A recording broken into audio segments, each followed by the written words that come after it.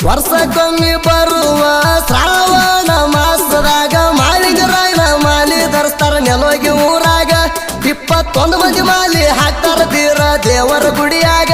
ಬೀರನ ಮುತ್ಯ ಲಿಂಗನ ಮುತ್ಯ ಕೇಳ್ರಿ ಯಾವತ್ತು ಬೆಣ್ಣಿಗ